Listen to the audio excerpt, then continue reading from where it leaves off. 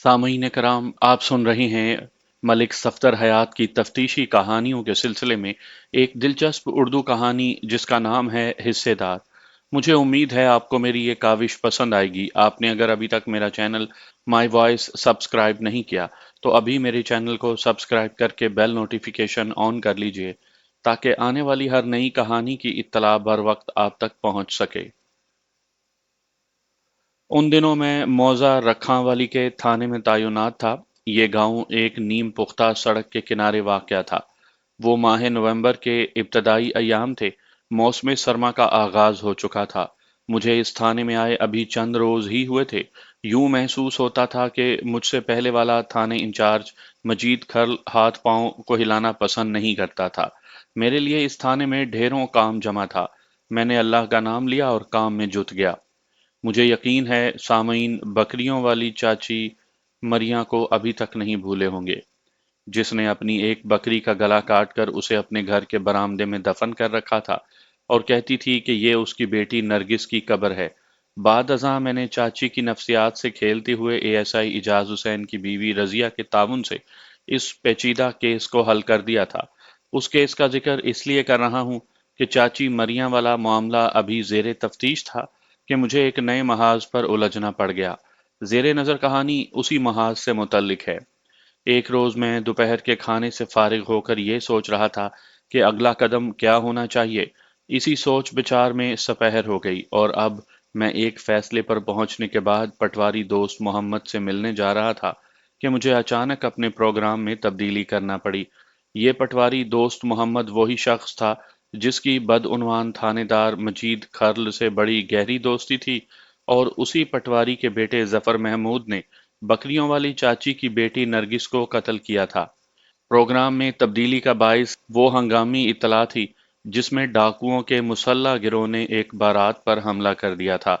जाए वकुआ से फरार होकर चंद अफराद थाने पहुंचे और मुझे बताया कि उधर जंगल में एक खौफनाक वारदात हो गई है। वो कुल 4 अफराद थे। दुल्हन का चाचा अमीर बख्श, दुल्हा का बड़ा भाई गुलजार हुसैन और 2 दीगर बाराती। मैंने अमीर बख्श और गुलजार को अपने कमरे में बुला लिया। वो 3 और 4 बजे का दरमियानी वक्त था। ये ऐसा वाकया रूनुमा हुआ था कि मैं थाने में बैठकर मुतासरीन के तवील इंटरव्यूज नहीं कर सकता था।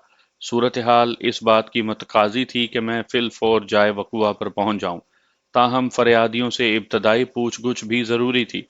जब ही मैंने अमीर बख्श और गुलजार को अंदर बुला लिया था। अमीर बख्श की उम्र कोई लगभग 50 साल रही होगी। उसी ने मुझे इस इंदौनाक वाक़े के बारे में बताया था। बड़े परेशान लहजे में उसने कहा था, थानेदार साहब, हम तो लुट गए, खाना खराब हो गया हमारा। ये मुझे मालूम हो चुका था कि दोनों में से किसी भी पार्टी का ताल्लुक मौजा रखांवाली से नहीं था। इसी तनाजुर में मैंने अमीर बख्श चाचा से कहा, घबराओ नहीं अमीर बख्श, सब ठीक हो जाएगा। तुम दिमाग को काबू में रखते हुए मुझे बताओ कि बारात कहाँ से आ रही थी और कहाँ जा रही थी। जनाब, वो रुहासी आवाज में बोला, बारात आज कोई 10 बजे सुबह जसकानीपुर पहुंची थी। हमारा ताल्लुक जसकानीपुर से है। फिर उसने पहलू में बैठे हुए शख्स की जानिब इशारा किया और मजीद बताया, ये दुल्हे का बड़ा भाई है, गुलजार। ये लोग उधर सुल्तानाबाद में रहते हैं। बारात का शानदार इस्तकबाल किया गया, निकाह की तकरीब हुई, खाना खिलाने के बाद रुखसती हुई। हम कोई 2 बजे के करीब जसकानीपुर से रवाना हुए थे। उम्मीद थी कि शाम होने से पहले अपनी मंजिल पर पहुंच जाएंगे, लेकिन रास्ते ही में बोलते बोलते उसकी आवाज भरा गई और वो खामोश हो गया। मैंने सवालिया नजर से गुलजार की तरफ देखा। वो मेरी निगाह का मतलब समझते हुए जल्दी से बोला। उसका अंदाज सवालिया था।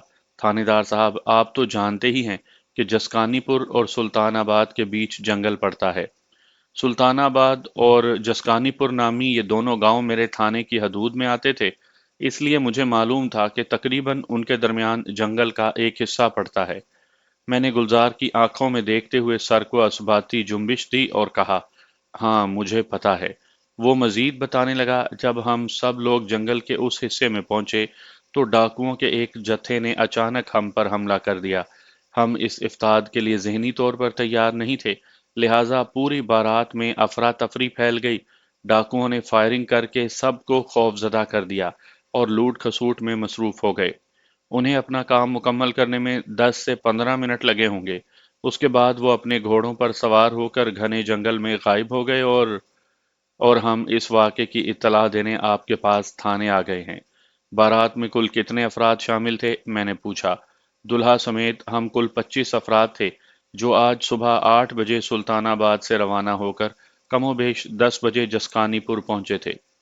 گلزار نے جواب دیا، واپسی میں دلہن سمیت کل 15 افراد ادھر سے بھی شامل ہو گئے۔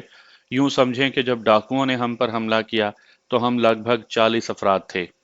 تم چاروں اطلاع دینے تھانے آئے ہو؟ میں نے ٹھہرے ہوئے لہجے میں استفسار کیا۔ باقی 36 کیا ادھر جائے واردات پر ہی رک کر پولیس کی مدد کا انتظار کر رہے ہیں؟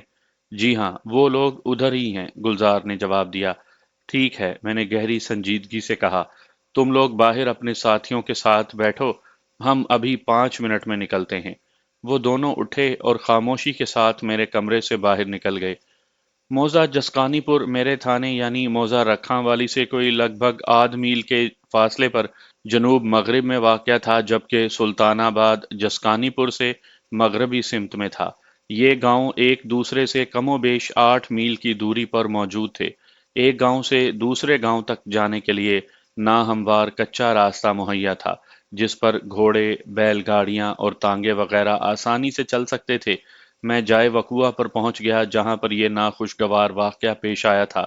وہ جنگل کا بنسبت کم غیر آباد حصہ تھا، اسے جنگل کا کنارہ بھی کہہ سکتے تھے۔ میں نے وہاں پر موجود لوگوں سے جو ابتدائی پوچھ گچھ کی، اس سے حاصل ہونے والی معلومات کا خلاصہ کچھ یوں ہے۔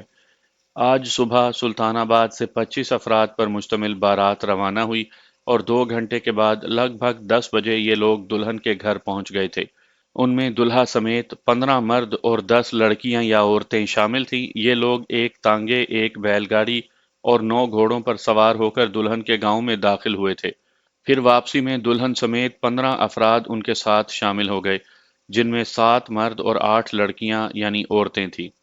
ان لوگوں نے اپنی سواری کے لیے ایک تانگا اور 3 گھوڑے استعمال کیے تھے۔ اس حساب سے کل ملا کر جب ڈاکوؤں نے بارات پر حملہ کیا تو اس قافلے میں دلہا دلہن سمیت 22 مرد اور 18 عورتیں، 12 گھوڑے، 2 تانگے، ایک بیل گاڑی اور اس گاڑی پر لدا جہیز وغیرہ کا سامان شامل تھا۔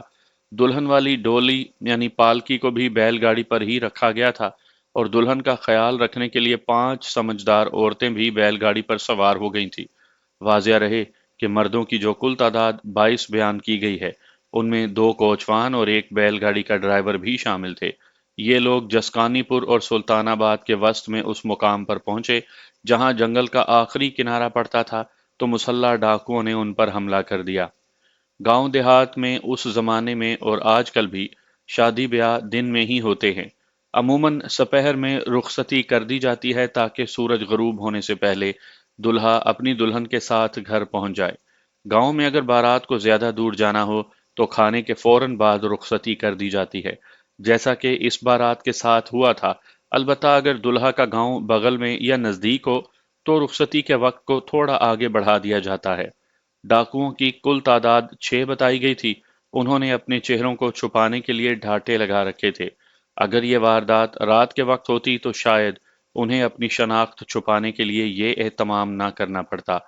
وہ گھوڑوں پر سوار اچانک ایک جانب سے نمودار ہوئے تھے اور آنن فانن انہوں نے بے فکری سے بارات پر حلہ بول دیا تھا۔ بنیادی طور پر یہ ایک لوٹ مار کی واردات معلوم ہوتی تھی، لہٰذا جسمانی نقصان کم اور مالی نقصان زیادہ اٹھانا پڑا۔ ڈاکو چونکہ پوری طرح مسلح تھے اور حملے کے وقت انہوں نے ہوائی فائرنگ کر کے باراتیوں کے دلوں پر دہشت بٹھانے کی بھی کوشش کی تھی۔ 1-2 افراد کو اچھا خاصا زخمی کر دیا گیا تھا، جبکہ نصف درجن کو معمولی نوعیت کی چوٹیں آئی تھی۔ ایک مزاحمتی کو ٹانگ میں گولی لگی تھی۔ انہوں نے اپنا مقصد حاصل کرنے کے لیے ہوائی کے علاوہ زمینی فائرنگ بھی کی تھی، جس کے نتیجے میں یہ واحد شخص زخمی ہوا تھا۔ الغرض 10 سے 15 منٹ کے اندر اندر ڈاکوؤں نے ہنگامی کارروائی کر کے تمام تر قیمتی سامان، طلائی زیورات اور نقدی لوٹ لی، اور جس طوفانی انداز میں وہ اچانک حملہ آور ہوئے تھے، اسی رفتار سے گھنے جنگل میں غائب ہو گئے۔ دلہا دلہن کو کسی ڈاکو نے ہاتھ تک لگانے کی کوشش نہیں کی تھی، جس سے یہی ظاہر ہوتا تھا کہ وہ عام سی لوٹ مار کی واردات تھی۔ میں نے فوری طور پر اپنے ساتھ آئے ہوئے پولیس اہلکاروں کی ایک ٹیم تشکیل دی اور انہیں ڈاکوؤں کی تلاش میں جنگل کے اس حصے کی جانب دوڑا دیا جدھر ڈاکوؤں کے فرار ہونے کے بارے میں بتایا گیا تھا۔ حالانکہ مجھے ڈاکوؤں کے گرفت میں آنے کی زیادہ امید نہیں تھی، مذکورہ واردات لگ بھگ 3 بجے سپہر کو پیش آئی تھی اور اب وقت کھسک کر 5 کے قریب جا چکا تھا۔ اتنا وقت گزر جانے کے بعد یہ سوچنا حماقت کے سوا کچھ نہ ہوتا کہ وہ لٹیرے ابھی جائے وقوع کے آس پاس ہی قیام پذیر ہوں گے۔ ان تک رسائی کے امکانات اگرچہ روشن نہیں تھے، تاہم یہ متلاشی قانونی کارروائی بہت ضروری تھی۔ اس مختصر سی پولیس پارٹی کو جنگل کے اندرونی حصے کی جانب روانہ کرنے کے بعد میں نقصانات کے جائزے میں مصروف ہو گیا۔ ڈاکوؤں کے اس مسلح گروہ نے آنن فانن میں بھری بارات کو نقدی زیورات اور قیمتی سامان سے خالی کر دیا تھا۔ سب سے زیادہ نقصان بیل گاڑی پر لدے ہوئے ساز و سامان کو پہنچایا گیا۔ علاوہ ازیں وہ بدماش ٹولہ اس بڑے سوٹ کیس کو بھی اپنے ساتھ اٹھا لے گیا تھا جس میں دلہن کے قیمتی ملبوسات اور دیگر پہناوے رکھے گئے تھے۔ ان نتائج سے واضح ہوتا تھا کہ وہ محض لوٹ مار کی ایک سنگین واردات تھی، اس میں کسی دشمنی یا انتقام کا ہاتھ نہیں تھا، اور یہ بھی ظاہر ہوتا تھا کہ ڈاکوؤں کے مذکورہ مسلح گروہ کو بارات کے واپسی کے پروگرام سے مکمل آگاہی حاصل تھی۔ یہ کوئی اتفاقیہ واردات نہیں تھی۔ ڈاکوؤں کی وحشت اور زور زبردستی سے بیشتر باراتی جسمانی طور پر بھی متاثر ہوئے تھے، جن میں لگ بھگ نصف درجن کو معمولی چوٹیں آئی تھیں۔ ایک دو ایسے زخمی تھے جنہیں مناسب مرہم پٹی کی ضرورت تھی، البتہ وہ شخص جس کی ٹانگ میں گولی لگی تھی اسے فوری طبی امداد کے لیے ہسپتال بھجوانا ضروری تھا۔ گولی اس کی ران کے اندر پھنس کر رہ گئی تھی۔ اگر زیادہ دیر تک گولی گوشت کے اندر موجود رہتی تو زہر پھیلنے کے روشن امکانات تھے، لہٰذا میں نے 2 افراد کے ساتھ اسے تانگے میں سوار کروایا اور فی الفور ہسپتال کی جانب روانہ کر دیا۔ یہ بھی دیکھنے میں آیا تھا کہ ڈاکوؤں کے ظلم و ستم کا نشانہ صرف باراتی مرد ہی بنے تھے، کسی لڑکی یا عورت کو انہوں نے چھونے کی کوشش بھی نہیں کی تھی۔ شام کے 5 بج چکے تھے۔ اس مقام سے بارات کو سلطان آباد پہنچنے کے لیے 1 گھنٹے کا مزید وقت درکار تھا، اور ان دنوں 5:45 تک مغرب کی اذان ہو جایا کرتی تھی، یعنی اگر وہ لوگ فی الفور بھی روانہ ہو جاتے تو سلطان آباد پہنچتے پہنچتے انہیں اندھیرا ہو ہی جاتا۔ لہٰذا ایک فوری خیال کے تحت میں نے لڑکی یعنی دلہن جس کا نام سائقہ تھا، اس کے چاچا امیر بخش اور لڑکے دلہا جبار حسین کے باپ ستار حسین کو اپنے پاس بلا لیا اور گہری سنجیدگی سے کہا، آپ لوگوں کے بیانات اور دیگر معاملات کو بعد میں دیکھا جا سکتا ہے، اس وقت سب سے اہم معاملہ تم لوگوں کی روانگی کا ہے، اور یہ فیصلہ تم ہی نے آپس میں باہمی صلاح مشورے سے کرنا ہے۔ صلاح مشورہ؟ فیصلہ؟ ستار حسین نے سوالیہ نظر سے مجھے دیکھا۔ امیر بخش نے کہا، آپ کس فیصلے کی بات کر رہے ہیں تھانے دار صاحب؟ یہاں سے روانگی کا فیصلہ۔ میں نے ایک ایک لفظ پر زور دیا۔ یہ فیصلہ کہ اس واقعے کے بعد آپ لوگوں نے سلطان آباد کی طرف سفر کرنا ہے یا پھر جسکانی پور کی جانب واپسی ہوگی؟ جناب، واپسی والی کوئی کہانی نہیں ہوگی، ستار حسین نے بڑے مضبوط لہجے میں کہا۔ میں اپنے بیٹے کو بیاہ کر لے جا رہا ہوں۔ ادھر سلطان آباد میں بڑی شدت سے ہمارا انتظار ہو رہا ہے۔ ہمیں 4 سوا 4 بجے تک اپنی منزل پر پہنچ جانا چاہیے تھا، اور آدھے راستے ہی میں 5 سے زیادہ کا وقت ہو گیا۔ سلطان آباد والوں کے انتظار میں بے چینی اور تشویش بھی شامل ہوگی۔ ہو سکتا ہے سلطان آباد سے کچھ لوگ ہماری خیریت دریافت کرنے اس طرف کا رخ بھی کر چکے ہوں، اور وہ لوگ اب تب میں یہاں پہنچنے والے بھی ہوں۔ ستار حسین کی بات میں وزن تھا۔ وہ جس بات کا خدشہ ظاہر کر رہا تھا ویسا ہونا عین ممکن تھا۔ دلہا کے چاچا امیر بخش نے اس کی بات کی تائید کرتے ہوئے کہا، ستار بالکل صحیح کہہ رہا ہے۔ بارات کو جلد از جلد سلطان آباد کی سمت روانہ ہو جانا چاہیے۔ یہ تو کسی بھی صورت ممکن نہیں کہ بارات واپس جسکانی پور لے جائی جائے۔ سائقہ کا باپ اور میرا بڑا بھائی قدیر بخش اس دنیا میں باقی نہیں ہے۔ چند سال پہلے اس کا انتقال ہو گیا تھا۔ میں نے باپ بن کر سائقہ کو بیایا ہے۔ لوٹ مار کا جو واقعہ پیش آ چکا وہی کچھ کم نہیں۔ اگر سائقہ کی ڈولی واپس جائے گی تو اسے بہت ہی برا سمجھا جائے گا۔ سائقہ اور اس کی بیمار ماں اس صدمے کو برداشت نہیں کر سکیں گے۔ اس نے چند سیکنڈ کا توقف کر کے گردن کو نفی میں جھٹکا، پھر حتمی لہجے میں کہا، نہیں جناب، اس بارات کو ہر قیمت پر سلطان آباد ہی پہنچنا ہے۔ ٹھیک ہے، میں نے سر کو اثباتی جنبش دی، پھر کہا، جب آپ دونوں اس بات پر متفق ہیں کہ بارات کو سلطان آباد جانا چاہیے तो मुझे कोई एतराज़ नहीं, लेकिन आप लोगों को मुझसे वादा करना होगा। मैंने टटोलती हुई नज़र से बारी बारी उन दोनों की आंखों में झांका, फिर बात पूरी की। कल किसी भी वक्त आप लोग मेरे पास थाने में आकर अपना बयान रिकॉर्ड करवाएंगे। आप दोनों के साथ दो तीन ऐसे मोतबर अफराद भी हों जो इस बारात में शामिल हों और इस अफसोसनाक वाक़े के चश्मदीद गवाह भी हों। सरे दस्त मैं किसी भी बाराती को रोक नहीं रहा, लेकिन कल आपको हर सूरत में ये काम करना होगा। ठीक है जनाब, अमीर बख्श ने असबात में गर्दन हिलाई। हम आपके हुक्म की तामील करेंगे। सत्तार हुसैन बोला, थानेदार साहब, हम कल आपस में मशवरा करने के बाद कोई वक्त तय कर लेंगे, लेकिन ये जहन में रहे कि वो शाम के करीब करीब ही का होगा, क्योंकि वो थोड़ी देर रुका, फिर बोला, थानेदार साहब, इज्जत, जान और माल में सबसे ज्यादा अहमियत इज्जत की है, उसके बाद जान की और सबसे आखिर में माल की। अल्लाह का शुक्र है हमारी इज्जत और जान महफूज रहे। मालो दौलत और जेवरात का क्या है, इंसान जिंदा रहे तो ये चीज़ें दोबारा बन जाती हैं। इसलिए कल वलीमा तयशुदा प्रोग्राम के मुताबिक होगा। वलीमे से फारिग होने के बाद जब अमीर बख्श और जसकानीपुर के दीगर लोग वापसी की राह इख्तियार करेंगे, तो मैं भी इनके साथ ही आ जाऊंगा। आपका थाना मौजा रखां वाली में है, जो जसकानीपुर के बहुत करीब है। मैंने सत्तार हुसैन के प्रोग्राम से मुकम्मल इत्तफाक किया और उन्हें जाने की इजाज़त दे दी, लेकिन उससे पहले कि वो लोग मुकाम लुट-पटां से रवाना होते, सत्तार हुसैन का खदशा सच्चा साबित हुआ। सुल्तानाबाद की सिमत से चंद घुड़सवारों की मखसूस आवाज़ सुनाई दी। वो 4 या 5 घुड़सवार थे, जो अपने घोड़ों को दौड़ाते हुए इसी तरफ आ रहे थे। नाहमवार कच्चे रास्ते पर घोड़ों के पाँव की मखसूस आवाज़ें उभरी। अमीर बख्श और सत्तार हुसैन ने चौंक कर बेसाख्ता एक दूसरे की तरफ देखा, फिर वो सवालिया नज़रों से मुझे तकने लगे। उनके ज़हनों में इस वक्त जिस नोयत के ख़यालात उभर रहे थे, मैं अच्छी तरह उनसे आगाह था, लिहाजा मैंने उनकी सोच की तायद करते हुए इस बात में गर्दन हिला दी। अगले ही लम्हे हम सब के अंदाज़ों की तस्दीक हो गई। घुड़सवार हमारी नज़रों में आ गए। वो तादाद में 4 थे। करीब पहुंचने पर पता चला कि उन सब का ताल्लुक सुल्तानाबाद से था और वो इन लोगों की खैरियत दरियाफ्त करने ही यहाँ आए थे। मैंने एक बात ख़ास तौर पर नोट की कि वो चारों पूरी तरह मुसल्ला थे। 2 ने राइफलें संभाल रखी थीं और बाकी 2 की कमर पर रिवॉल्वर वाले मखसूस बेल्ट नजर आते थे। ना सिर्फ बेल्ट, बल्कि चर्मी हॉलिस्टर्स में से रिवॉल्वर के दस्ते भी झांक रहे थे, जिससे उनके अज़ाइम की तर्जुमानी होती थी। इस बात में किसी शक व शुबे की गुंजाइश नहीं थी कि उन घुड़सवारों को ये अंदेशा ज़रूर था कि अगर 4 बजे तक बारात सुल्तानाबाद नहीं पहुंची, तो इसका वाज़ेह मतलब यही है कि रास्ते में उनके साथ कोई नाखुशगवार वाक़या पेश आ चुका है। जब ही वो पूरी तैयारी के साथ ही इधर आए थे, आने वालों ने बारात की कैफियत देखी और उन लोगों के साथ एक थानेदार को मौजूद पाया, तो पलक झपकते में सूरत हाल उन पर वाज़िया हो गई। निहायत ही मुख्तसर अल्फाज में मैंने भी उन्हें ताज़ा तरीन हालात से आगाह किया।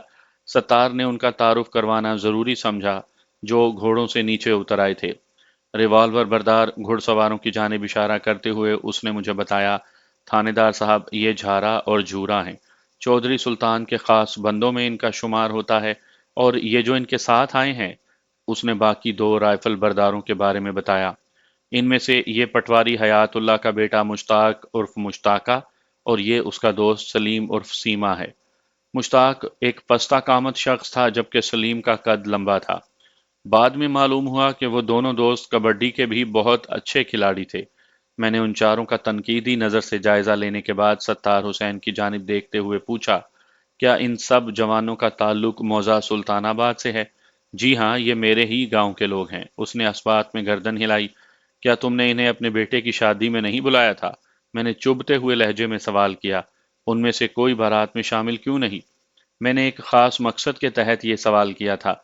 सत्तार हुसैन ने जवाब दिया, जी, इन तमाम लोगों और इनके घर वालों को मैंने जबार की शादी की दावत दी थी, लेकिन ये एक इत्तफाक है कि इनमें से कोई बारात के साथ सुल्तानाबाद से जसकानीपुर ना आ सका।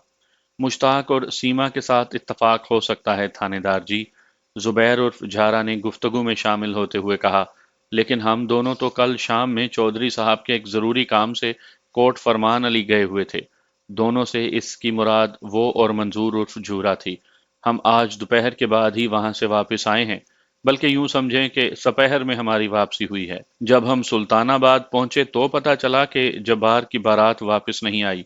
उधर मुश्ताक और सीमा तैयार खड़े थे ताकि इधर आकर सूरत-हाल का जायजा ले सकें। ये खबर चौधरी साहब की हवेली में भी पहुंच चुकी थी कि जब्बार की बारात को वापसी में खासी देर हो गई है। लिहाजा चौधरी साहब ने हुक्म दिया कि हम दोनों भी मुश्ताके और सीमा के हमरा जाएं, और हम आ गए। बस इतनी सी बात। मुश्ताका और सीमा ने बारात में अदम शमूलियत के लिए कोई वजाहत पेश करना ज़रूरी ना जाना, और मैंने भी इस मौके पर कोई कुरेद वगैरह के बजाय सिर्फ इतना कहा, काश तुम लोगों में से कोई दो मुसल्ला अफराद भी जब्बार की बारात में शामिल होते तो डाकुओं को यूं मनमानी करने की जुर्रत ना होती। अगर वो बारातियों को डराने धमकाने के लिए 3 फायर करते तो एक आध गोली इधर से भी चलती। हथियार की अपनी एक मखसूस दहशत होती है। पता नहीं सत्तार हुसैन ने इस जानिब ध्यान क्यों नहीं दिया। क्यों सत्तार हुसैन? मैंने सवालिया नज़र से दुल्हा के बाप की तरफ देखा तो वो जल्दी से वजाहत करते हुए बोला, थानेदार साहब, आपकी बात तो ठीक है, लेकिन हमने यही सोचा था कि दिन दिन का सफ़र है, अंधेरा होने से पहले हम वापस पहुंच जाएंगे, इसलिए भी इस तरफ तवज्जो नहीं दी। झूरे ने मुझसे मुखातिब होते हुए पूछा, थानेदार साहब, आपने अगर मौके की कार्रवाई मुकम्मल कर ली हो तो हमें इजाज़त दें, वरना सुल्तानाबाद में खलबली मच जाएगी और मुमकिन है कि लोगों का कोई बड़ा जत्था इधर आ पहुंचे। मुश्ताके ने झूरे की हाँ में हाँ मिलाई। जनाब, बारात का जो भी नुकसान होना था वो तो हो चुका, यहाँ रुककर वक्त क्यों ज़ाया करें? झूरे ने बिल्कुल सही कहा है, हमें फौरी सुल्तानाबाद रवाना हो जाना चाहिए। आप डाकुओं की गिरफ्तारी के लिए जो भी कार्रवाई करना चाहें वो आपकी मर्जी। इस सिलसिले में हमसे जो भी ताउन चाहिए हम हाजिर हैं। मुश्ताके की बात में वजन था, और वैसे भी मैं इस हवाले से एक हतमी फैसला कर चुका था। ना सिर्फ फैसला कर चुका था बल्कि उस फैसले से सत्तार हुसैन और अमीर बख्श को आगाह भी कर दिया था। मैं भी उन लोगों के रवाना होने के हक में था, इसीलिए अगले रोज उन्हें थाने आने को कहा था।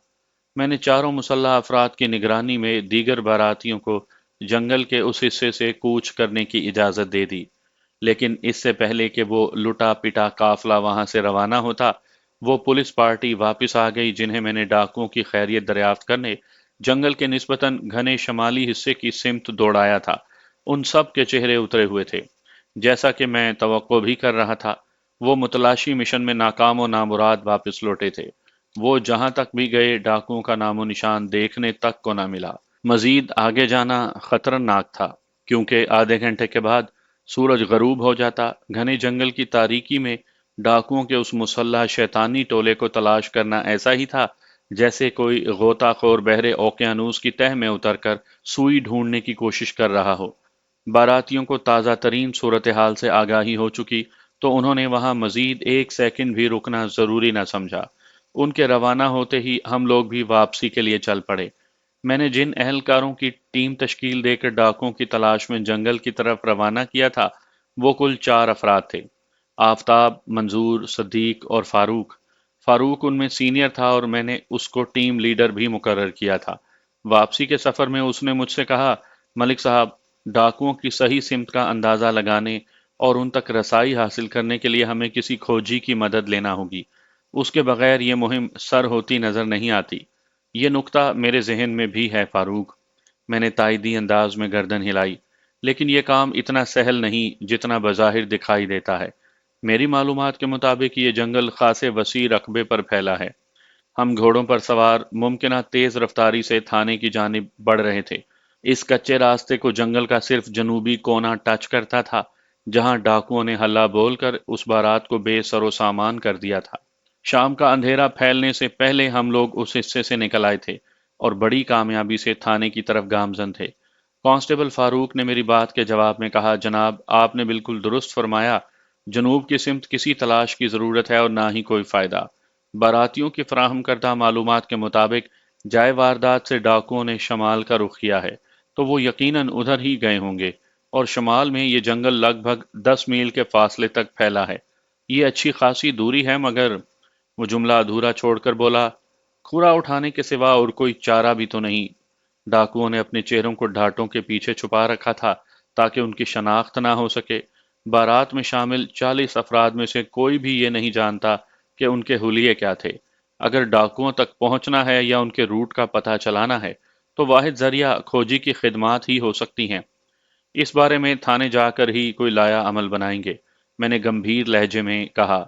बातचीत में खासी दुश्वारी महसूस हो रही थी, فاروق کا گھوڑا چونکہ میرے برابر میں دوڑ رہا تھا، اس لیے ہم کوشش کر کے گفتگو کر رہے تھے۔ فی الحال حتمی انداز میں کچھ بھی کہنا ممکن نہیں۔ جہاں تک ڈاکوؤں کے حلیوں وغیرہ کا تعلق ہے تو باراتیوں پر تو وہ جہنمی بلاؤں کی مانند نازل ہوئے تھے۔ انہیں خود کو بچانے کے لالے پڑے تھے۔ رہی سہی کسر ڈاکوؤں کی فائرنگ نے پوری کر دی۔ اس دہشت بھری فضا میں وہ ان کے حلیوں پر کیا دھیان دیتے، خاص طور پر ایسی صورتحال میں جبکہ حملہ آوروں نے اپنے چہروں کو مکمل طور پر ڈھاٹوں کے پیچھے بھی چھپا رکھا ہو۔ بہرحال اس کا یہ مطلب بھی نہیں کہ ہم ڈاکوؤں کو سرے سے ہی نظر انداز کر دیں۔ انہیں تلاش تو کیا ہی جائے گا اور ٹھیک ٹھاک طریقے سے کیا جائے گا، لیکن اس کام کے لیے کسی مضبوط پلاننگ کی ضرورت ہے۔ اس کے بعد کانسٹیبل فاروق نے مجھ سے کوئی سوال نہیں کیا۔ ہم تھانے کے احاطے میں قدم رکھ چکے تو شام کے تقریباً 6:30 بج رہے تھے۔ مغرب کی نماز کا وقت گزر گیا تھا۔ اب اس نماز کو عشاء کی نماز کے ساتھ ملا کر ہی پڑھا جا سکتا تھا۔ میں نے منہ ہاتھ دھویا اور رات کے کھانے سے انصاف کرنے لگا۔ آئندہ روز میں پٹواری دوست محمد اور اس کے بیٹے ظفر محمود کی طرف جانے کا ارادہ کر ہی رہا تھا کہ اے ایس آئی اجاز حسین میرے کمرے میں آ گیا۔ میں نے چاچی مریاں کے سلسلے میں اجاز کی بیوی رضیہ کو ایک مشن سونپ رکھا تھا۔ وہ اسی کی رپورٹ دینے آیا تھا اور وہ رپورٹ خاصی پرجوش اور ناخوشگوار تھی۔ یعنی بکریوں والی چاچی کی بیٹی مرحومہ نرگس کی زندگی کا ایک سنسنی خیز گوشہ منکشف ہو چکا تھا، جس کی مدد سے بالآخر میں نے وہ کیس حل کر لیا تھا۔ چاچی بکریاں والی کے بارے میں اجاز حسین کو مختلف ہدایات دینے کے بعد میں نے ڈاکوؤں کی کار فرمائی کے حوالے سے اسے مختصراً آگاہ کیا، پھر اس کی رائے جاننے کے لیے سوالیہ نظر سے اسے دیکھا۔ چند لمحے سوچنے کے بعد اس نے کہا، ملک صاحب، کھرا اٹھانے والا آئیڈیا برا تو نہیں، لیکن مجھے اس کے نتائج برآمد ہوتے نظر نہیں آتے، اور اس کی بھی ایک خاص وجہ ہے۔ اول تو اگر صرف شمالی سمت ہی میں ڈاکوؤں کا کھرا اٹھانے کا کام شروع کریں تو لگ بھگ 12 میل تک جنگل کی خاک چھاننا پڑے گی، اور مہم جوئی کا زیادہ ہی شوق ہو تو دائیں بائیں، اوپر نیچے جنگل کا کونا کونا جھانکا جا سکتا ہے، مگر اس کام کے لیے کم از کم 1 ہفتہ درکار ہوگا۔ اس بھاگ دوڑ کے بعد اگر یہ معلوم ہوا کہ ڈاکوؤں کا وہ گروہ جنگل عبور کر کے کہیں اور نکل چکا ہے تو ہم کیا بگاڑ لیں گے ان کا؟ اس جنگل کے شمالی کنارے پر ایک نیم پختہ سڑک ہے جو 2 بڑے اضلاع کی 2 تحصیلوں کو آپس میں ملاتی ہے۔ مذکورہ دونوں تحصیلوں کے بیچ بھی کم از کم 20-25 میل کا فاصلہ ہے۔ میں تمہارے خیالات سے مکمل اتفاق کرتا ہوں اجاز حسین، میں نے کہا، لیکن ایک اہم پوائنٹ کو تم بھول رہے ہو۔ کون سا پوائنٹ ملک صاحب؟ میں نے وضاحت کرتے ہوئے کہا، یہ ٹھیک ہے کہ ہم پورے جنگل کا چپا چپا نہیں چھان سکتے۔ اگر ڈاکو اس جنگل میں مقیم نہیں ہیں اور ان کا مستقل ٹھکانہ جنگل کے علاوہ کہیں اور ہے، اور وہ وہاں سے نکل کر کہیں اور جا چکے ہیں، تو ان تک رسائی کا عمل خاصا دشوار گزار ثابت ہو سکتا ہے۔ تم نے 2 بڑی تحصیلوں اور نیم پختہ سڑک کا حوالہ تو دیا، لیکن یہ بھول گئے کہ جنگل کے شمالی کنارے پر اسی نیم پختہ سڑک کی دوسری جانب چک سیف نامی ایک بڑا گاؤں بھی ہے۔ اسی طرح جنگل کے مشرقی اور مغربی کناروں پر بھی یا کناروں سے کچھ فاصلے پر گاؤں دیہات ہو سکتے ہیں۔ ممکن ہے لٹوروں کا وہ گروہ اس جنگل کے بیچوں بیچ کسی بھی سمت نکل گیا ہو۔ میں تو اس علاقے میں نیا ہوں، تم یہاں کے جغرافیے سے اچھی طرح واقف ہو، تم بتاؤ۔ کیوں نہیں ملک صاحب، وہ جلدی سے بولا۔ پھر اس نے بتانا شروع کیا، اگر ہم جائے وقوع سے ناک کی سیدھ میں شمالی سمت جائیں تو جیسا کہ میں نے بتایا، نیم پختہ سڑک آئے گی، اور اس سڑک کی دوسری جانب واقعی چک سیف بھی ہے۔ لیکن اگر ہم جنگل کے دائیں بائیں کا جائزہ لینا چاہیں تو اس جنگل میں لگ بھگ 2 میل آگے جائیں تو بائیں جانب ایک راستہ نکلتا ہے جو جنگل سے باہر آنے کے بعد کوٹ فرمان علی نامی ایک گاؤں تک جاتا ہے۔ جنگل کے کنارے سے کوٹ فرمان علی تک 6 میل کا فاصلہ ہوگا۔ کوٹ فرمان علی، میں نے زیر لب دہرایا۔ مجھے یوں محسوس ہوا جیسے میں نے یہ نام پہلے بھی کہیں سنا ہے، لیکن اس وقت فوری طور پر مجھے یاد نہ آ سکا۔ اے ایس آئی جنگلی راستوں کی تفصیل بتاتے ہوئے کہہ رہا تھا، اسی طرح اگر جنگل میں 5 میل آگے جانے کے بعد دائیں طرف مڑ جائیں تو جنگل سے باہر نکل کر فرید نگر کا راستہ ملتا ہے۔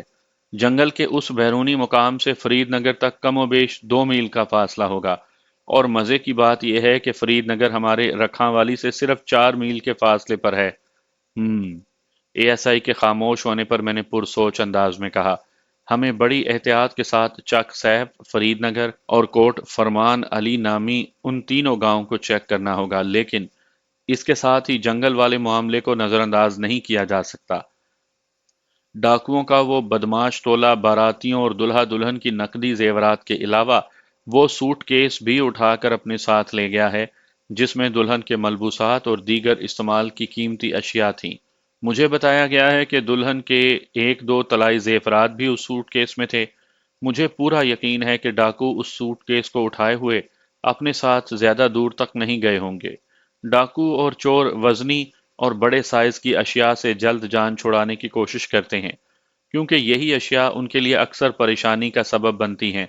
ان کی مدد سے ان کی شناخت ہوتی ہے، لہٰذا مجھے کبھی امید ہے کہ ڈاکوؤں نے جنگل کے کسی مقام پر مذکورہ سوٹ کیس کو کھول کر اس کے اندرون کا جائزہ لیا ہوگا اور کام کی چیزوں پر ہاتھ صاف کرنے کے بعد وہ اس سوٹ کیس کو جنگل ہی میں کہیں پھینک گئے ہوں گے۔ ہم اگر مذکورہ سوٹ کیس کو تلاش کر لیں تو ہمیں ڈاکوؤں کے فرار کی سمت کا تعین کافی آسانی سے ہوگا۔ تمہارا کیا خیال ہے؟ آخری جملہ میں نے اے ایس آئی کی آنکھوں میں دیکھتے ہوئے ادا کیا۔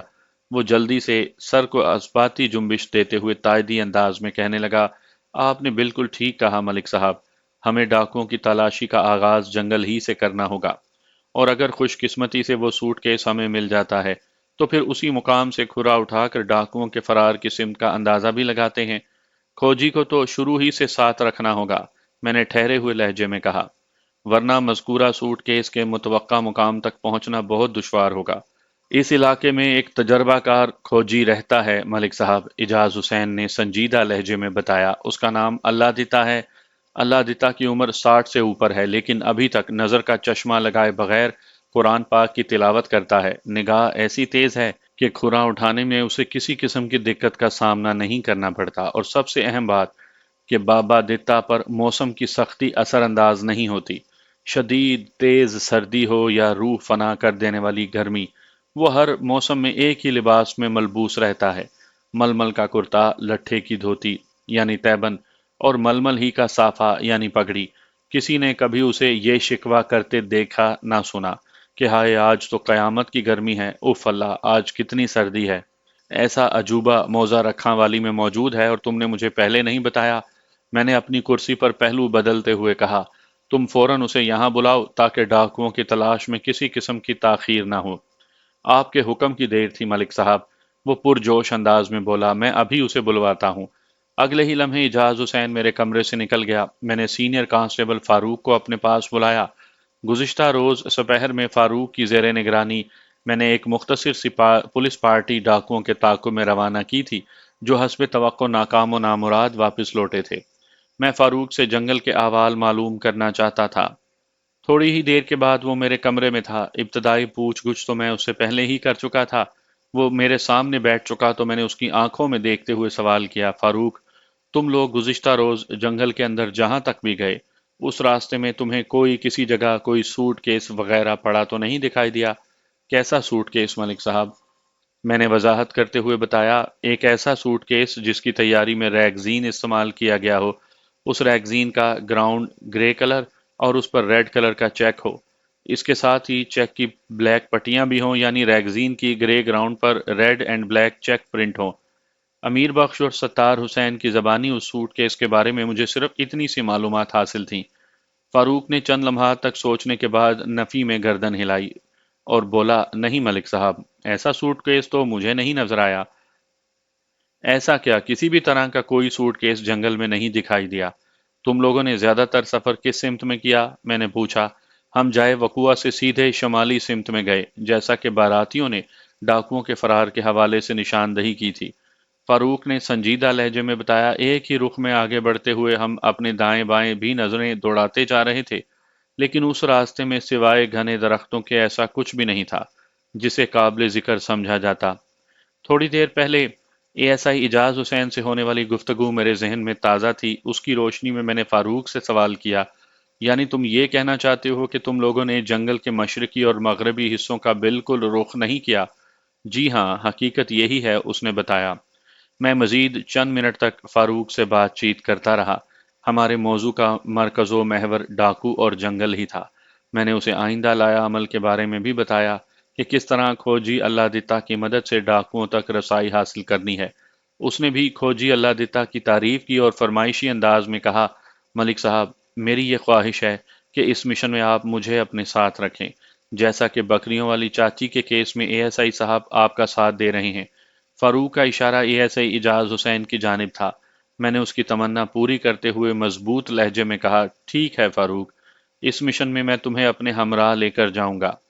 وہ تشکرانہ انداز میں دیکھتے ہوئے بولا، بہت شکریہ ملک صاحب۔ تھوڑی دیر کے بعد اجاز حسین میرے پاس آیا اور آ کر مجھے اپنی کارکردگی بتانے لگا۔ ملک صاحب، اللہ دیتا اس وقت رکھاں والی میں نہیں، اس کے گھر سے پتہ چلا ہے کہ وہ دوپہر سے پہلے واپس آ جائے گا۔ میں نے اس کے گھر والوں کو تاکید کر دی ہے کہ وہ جیسے ہی آئے اسے تھانے بھیجیں۔ یہ تم نے اچھا کیا اجاز حسین۔ آئندہ 10 منٹ میں نے اجاز کو اپنے اور فاروق کے پروگرام سے متعلق آگاہ کیا اور بتایا کہ ہم کھوجی اللہ دیتا کی مدد سے کس طرح ڈاکوؤں کا سراغ لگانے کی کوشش کریں گے۔ وہ پوری توجہ سے میری بات سنتا رہا اور اس دوران میں وقفے وقفے سے اپنے سر کو اثباتی جنبش بھی دیتا رہا۔ اپنی بات کے اختتام میں نے اس سے کہا، اجاز حسین، موسم سرما نے اپنے قدم جمانا شروع کر دیے ہیں اور دوپہر کے بعد کا وقت تو نہایت ہی تیز رفتاری سے گزرتا ہے۔ آج جب ہم جنگل کا رخ کریں گے تو مجھے نہیں امید کہ ہم ایک ہی دن میں یہ کام مکمل کر سکیں گے۔ ہمیں کوئی تسلی بخش نتیجہ حاصل کرنے کے لیے 2 4 دن لگ جائیں گے۔ باقی دنوں کا پروگرام تو بعد میں بنائیں گے، لیکن آج کے لیے تمہیں بہت ہوشیار اور محتاط رہنا ہے۔ میں سمجھا نہیں ملک صاحب۔ میں نے اس کی الجھن دور کرتے ہوئے کہا، میں نے دلہا کے باپ ستار حسین اور دلہن کے چاچا امیر بخش کو چند معتبر براتیوں کے ہمراہ تھانے بلا رکھا ہے تاکہ ان کے باقاعدہ بیانات قلم بند کیے جا سکیں۔ ستار حسین نے بڑے واضح الفاظ میں کہا تھا کہ وہ لوگ سپہر اور شام کے بیچ کسی بھی وقت تھانے آ جائیں گے، اور میرے نئے پروگرام کے مطابق ان اوقات میں تھانے کی عمارت سے 5 6 میل دور گھنے جنگل میں مصروف رہوں گا۔ لہٰذا اس دوران تمہیں تھانے کے اندر نہایت ہی مستعد رہنا ہوگا۔ تھانے کے دیگر معاملات کو ہینڈل کرنے کے علاوہ تمہیں ڈاکوؤں کی کارروائی سے متاثر ہونے والے لوگوں کے بیانات بھی لینا ہوں گے۔ آپ فکر ہی نہ کریں ملک صاحب، میں آپ کی غیر موجودگی میں یہاں کے معاملات کو بڑی خوبی سے سنبھال لوں گا۔ آپ کو کوئی شکایت نہیں ہوگی۔ شاباش اجاز، میں نے اسے توصیفی انداز میں کہا، مجھے یہی امید تھی۔ کھرل صاحب تو جناب کسی کام میں گھسنے ہی نہیں دیتے تھے۔ اس کا واضح اشارہ سابق تھانہ انچارج مجید کھرل کی جانب تھا۔ سب کچھ انہوں نے اپنے ہاتھ میں لے رکھا تھا۔ تھانے کے عملے کو وہ بس ہرکاروں اور پیادوں کی مانند دوڑاتے رہتے تھے۔ اور تلخ لہجے میں کہنے لگا، کھرل صاحب کی گردن کے آخری سرے پر کھوپڑی اور کھوپڑی کے اندر دماغ تو موجود تھا، لیکن وہ دماغ صرف اپنی آن بان اور فائدے کے حوالے ہی سے چالنے چلتا تھا۔ اپنے تھانے کی ساکھ اور عملے کی کارکردگی سے انہیں کوئی دلچسپی تھی اور نہ ہی وہ کسی کو ہاتھ پاؤں اور دماغ ہلانے کا موقع دیتے تھے۔ مجید کھرل صاحب مجھ سے پہلے اس تھانے میں کیا کرتے رہے تھے؟ اس بحث میں جانے کا کوئی فائدہ نہیں اجاز حسین، میں نے سنجیدگی سے کہا، لیکن میرا یہ تم سے بلکہ اس تھانے کے پورے عملے سے وعدہ ہے کہ ہر شخص کو اس کی سطح پر صلاحیتیں آزمانے کا بھرپور موقع دوں گا۔ کچھ دیر کے بعد میں کھوجی اللہ دیتا سے ہم کلام تھا۔ کھوجی اللہ دیتا کی عمر 60 سے متجاوز تھی، تاہم وہ ہاتھ پاؤں کا مضبوط اور چاقو چوبند تھا، رنگت گہری سانولی اور آنکھوں میں کبوتر کے خون جیسی سرخی۔ اس کے سر اور داڑھی مکمل طور پر سفید ہو چکے تھے۔ داڑھی نہایت ہی مختصر تھی، جو کلموں سے ایک باریک سی لائن سے شروع ہو کر ٹھوڑی تک پہنچتی تھی۔ گالوں پر برائے نام اور ٹھوڑی پر گنتی کے بال تھے۔ وہ دراز قامت اللہ دتا کی داڑھی مختصر اور نوکدار تھی۔ اس نے سفید کرتا اور لٹھے کا تیبند باندھ رکھا تھا۔ سر پر بھی ململ کی مختصر سی پگڑی دکھائی دی۔ پاؤں میں کچے چمڑے کا جوتا۔ وہ دوپہر کے وقت تھانے پہنچا، اس وقت تک میں بھی فارغ ہو کر واپس آ چکا تھا۔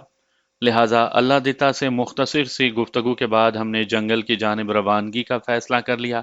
اس مشن میں کھوجی اللہ دتا کے علاوہ کانسٹیبل فاروق میرے ہمراہ تھے۔ اللہ دتا نے نہایت ہی ٹھہرے ہوئے لہجے میں کہا، ملک صاحب، چونکہ کھرا اٹھانے کی ابتدا ہے، اس لیے میں یہ کام اسی مقام سے شروع کروں گا جہاں لوٹ مار کا یہ واقعہ پیش آیا، ورنہ جنگل کے اندر گھسنے کا ایک اور آسان اور مختصر سا راستہ بھی ہے۔ اجاز حسین نے مجھے بتایا تھا کہ اللہ دتا گرد و نواح کے تمام علاقوں کا حافظ ہے اور مذکورہ جنگل بھی انہی علاقوں میں شامل تھا۔ میں نے اپنی عقل کے گھوڑے دوڑاتے ہوئے فوراً خیال آرائی کی، تمہارا مطلب ہے فرید نگر کی جانب سے؟ آپ کا اندازہ بڑی حد تک درست ہے، وہ اثبات میں گردن ہلاتے ہوئے بولا، لیکن میں عام لوگوں کے سفری راستے کی بات نہیں کر رہا۔ جائے واردات تک پہنچنے کے لیے ہمیں سب سے پہلے رکھاں والی کے جنوب مغرب میں لگ بھگ آدھ میل سفر کر کے جسکانی پور پہنچنا ہوگا، اور پھر جسکانی پور سے کم از کم 4 میل آگے جنگل کے اس جنوبی کونے میں جہاں لوٹ مار کا یہ واقعہ پیش آیا ہے۔ جبکہ اگر ہم رکھاں والی سے عام مسافروں والے راستے پر شمال میں سفر کرتے ہوئے فرید نگر پہنچیں تو یہ فاصلہ 4 میل ہوگا، اور فرید نگر سے 2 میل کے فاصلے پر مغرب میں جنگل شروع ہوتا ہے۔ لیکن اگر میرے بتائے ہوئے راستے پر رکھاں والی سے شمال مغرب کی سمت سفر کریں تو زیادہ سے زیادہ 4 میل کا فاصلے کے بعد ہم جنگل کے مشرقی کنارے کو چھو لیں گے۔ اللہ دتا کے خاموش ہونے پر میں نے کہا، مسئلہ وہی ہے کہ ہمیں تفتیش کا آغاز جائے وقوع ہی سے کرنا ہوگا، ہے نا؟ جی، آپ نے ٹھیک کہا، وہ تائیدی انداز میں بولا۔ ویسے تمہاری فراہم کردہ معلومات اور تمہارے مشاہدے اور تجربے کو میں قدم قدم پر استعمال کروں گا۔ ہو سکتا ہے کھرا اٹھانے کے اس عمل کے دوران میں کسی مرحلے پر ہمیں اس روٹ کو بھی استعمال اور اختیار کرنا پڑ جائے جس کا ذکر ابھی تم نے کیا ہے۔ جی ہاں، اس نے پرسوچ انداز میں کہا۔ 3 افراد پر مشتمل ہمارا یہ مختصر سا قافلہ گھوڑوں پر سوار ہو کر وقوع کی جانب روانہ ہو گیا۔ ہمارے پاس کل 2 گھوڑے تھے، ایک پر میں سوار تھا اور دوسرے پر اللہ دیتا اور فاروق۔ میرے ذہن میں یہ بات کسی پھانس کی مانند چبھ رہی تھی کہ ہمارے پاس صرف آدھا دن بچا ہے، رات کا اندھیرا پھیلنے سے پہلے پہلے ہمیں کھوج کا زیادہ سے زیادہ کام نمٹانا ہوگا۔ تاریکی چھا جانے کے بعد ظاہر ہے اس کام کو جاری رکھنا ممکن نہیں تھا۔ اس سوچ کے پیش نظر ہم نے ممکنہ حد تک تیز رفتاری سے گھوڑے دوڑائے، اور لگ بھگ 1:30 دوپہر ہم اس مقام پر پہنچ گئے جہاں گزشتہ روز 6 ڈاکوؤں کے گروہ نے ایک مذموم کارروائی کر کے بھری پوری بارات کو لوٹ لیا تھا۔ کھوجی اللہ دتا کو میں چونکہ پہلے ہی ساری تفصیل سے آگاہ کر چکا تھا، لہٰذا اس نے واردات کے مقام پر پہنچتے ہی اپنا کام شروع کر دیا۔ اللہ دتا چونکہ ایک تجربہ کار اور ماہر کھوجی تھا، لہٰذا اس نے کھوجتی ہوئی نظر سے جائے وقوع کا جائزہ لیا، اور صرف 5 منٹ کی تکنیکی چارہ جوئی کے بعد وہ اس نتیجے پر پہنچ گیا کہ 6 گھڑ سواروں نے جائے واردات سے شمال کی جانب رخ کیا تھا۔ یہ بات تو ہمارے علم میں بھی تھی، لیکن میری اور اللہ دتا کی جانکاری میں ایک بڑا واضح فرق تھا۔ میرے پاس باراتیوں کی فراہم کردہ معلومات تھیں، جبکہ کھوجی اللہ دتا نے جائے وقوع کی زمین کا جائزہ لینے کے بعد یہ فتویٰ صادر کیا تھا کہ 6 گھڑ سوار جنگل کی شمالی سمت میں گئے تھے۔ الغرض کھوجی اللہ دتا کی تقلید میں ہم دونوں بھی آگے بڑھنے لگے۔ اس دوران میں میرے اور فاروق کے بیچ باہمی گفتگو بھی جاری تھی، البتہ اللہ دتا اس بات چیت میں بالکل حصہ نہیں لے رہا تھا۔ وہ بڑے انہماک سے اپنے کام میں مصروف تھا۔ وہ وقفے وقفے سے بڑے ماہرانہ انداز میں جنگل کی زمین کا جائزہ لیتا، معنی خیز انداز میں سر کو اسباتی جنبش دیتا اور آگے بڑھ جاتا۔ اس کی حرکات و سکنات میں ایک خاص قسم کا ولولہ اور عزم پایا جاتا تھا، جیسے وہ ڈاکوؤں کا کھورا نہ نکال رہا ہو بلکہ کیٹو کی چوٹی سر کرنے میں مصروف ہو۔ ہم نے زیادہ تر پیدل اور بیچ بیچ میں گھوڑوں پر بھی سواری کی۔ دن کے 3 بجے تو میرے اندازے کے مطابق ہم کوئی 2 میل تک جنگل میں آ چکے تھے۔ اللہ دتا گاہے بگاہے مجھے اپنی کارکردگی سے بھی آگاہ کرتا رہا۔ اس نے ابتدا ہی میں مجھے بتا دیا تھا کہ شمال کی جانب سفر کرنے والے کل 10 گھوڑوں کا کھرا ملا تھا۔ میں جانتا تھا کہ ان میں 4 وہ گھڑ سوار ہوں گے جنہیں میں نے ڈاکوؤں کے تعاقب میں جنگل کی سمت دوڑایا تھا۔ اسی لیے جب اللہ دتا ایک مقام پر رک کر سوالیہ نظر سے مجھے دیکھنے لگا تو میں پوچھے بنا نہ رہ سکا، کیا ہوا اللہ دتا؟ کیا کوئی خاص بات؟ ہاں جی، اس نے اسبات میں گردن ہلائی۔ بات تو خاص ہی ہے جناب۔ اتنا کہہ کر وہ گھٹنوں کے بل جھکا اور بغور اس زمین کا جائزہ لینے لگا۔ میں نے اضطراری لہجے میں پوچھا، کیا بات ہے اللہ دتا؟ وہ سیدھا کھڑا ہوتے ہوئے بولا، ملک صاحب، ہم پچھلے 2 گھنٹوں سے گھوڑوں کے جس کھرے کے تعاقب کرتے ہوئے یہاں پہنچے ہیں، اس مقام سے ان کی 2 ٹولیاں بن گئی ہیں۔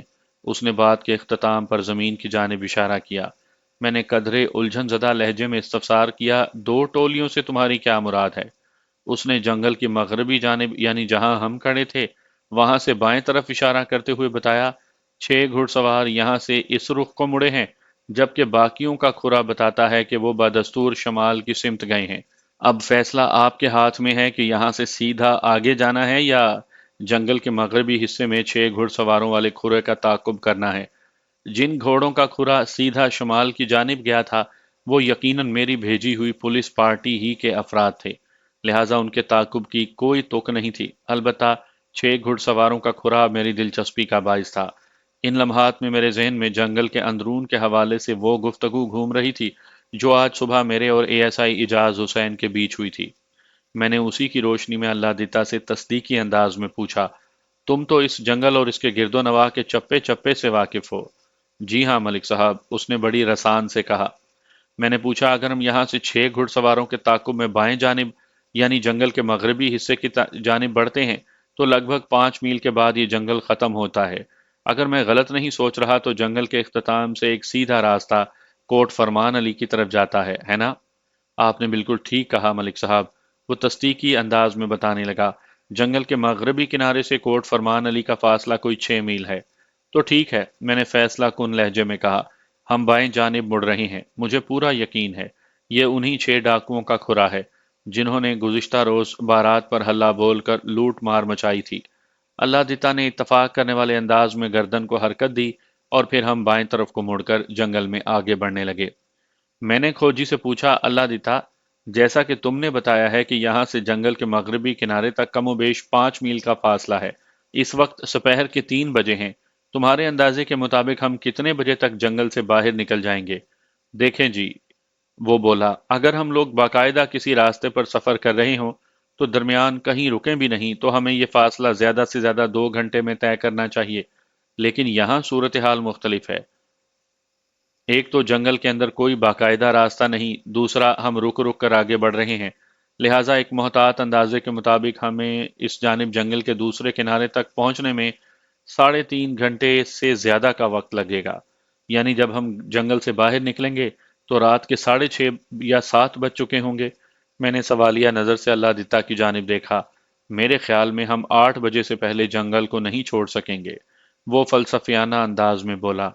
मैंने वक्त और फासले का जो हिसाब अभी आपको बताया है वो दिन और रोशनी से मशरूत है। इस वक्त 3 बज चुके हैं और आजकल पौने 6 बजे सूरज गरूब हो जाता है। हमें उस नुक्ते को भी जहन में रखना होगा कि तारीकी छा जाने के बाद हमारे सफ़र की रफ्तार और सिमत के बारे में वसूख से कुछ नहीं कहा जा सकता। ये भी मुमकिन है कि हम राह भटक कर कहीं के कहीं जा निकलें और मेरा 8 बजे का बताया हुआ वक्त भी गलत हो जाए। अल्लाह की बयान करदा बातें अगरचे खासी खतरनाक थीं, ताहम मैं उन्हें पुरअज़ हकीकत समझता था।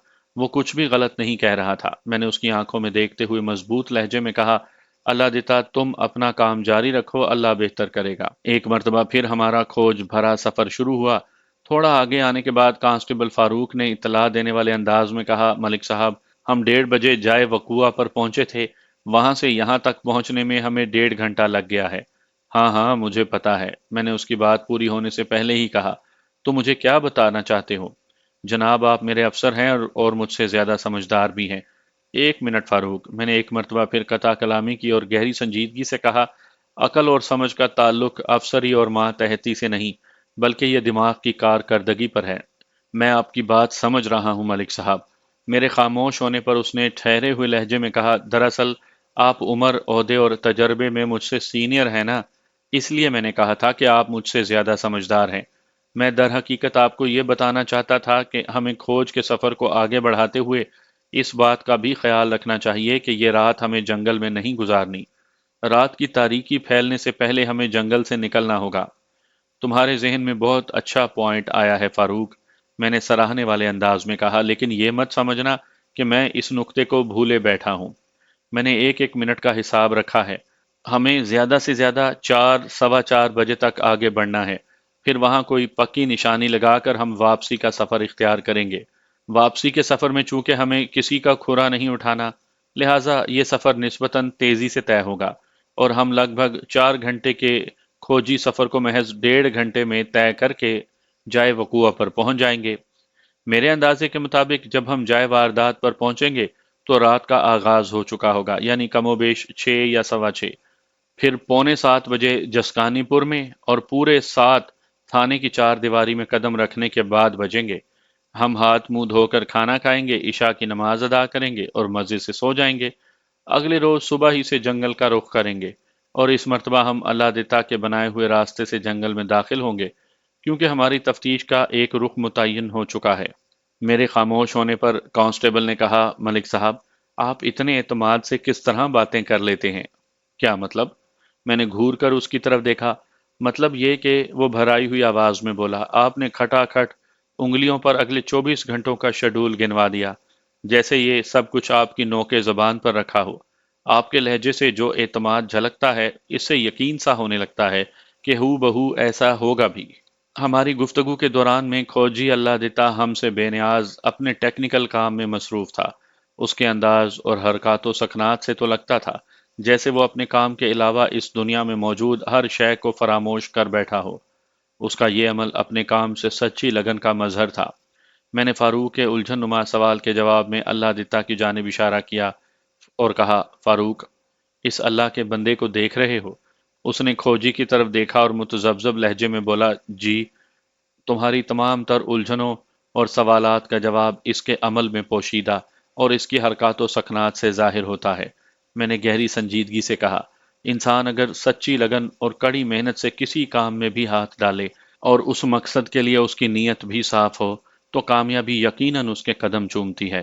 اور یہ کامیابی جو ہوتی ہے نا فاروق، میں نے ڈرامائی انداز میں کہا، یہ اگر یکے بعد دیگرے انسان کے حصے میں آنے لگے تو اس کے اندر خود بخود اعتماد کی قوت پیدا ہو جاتی ہے۔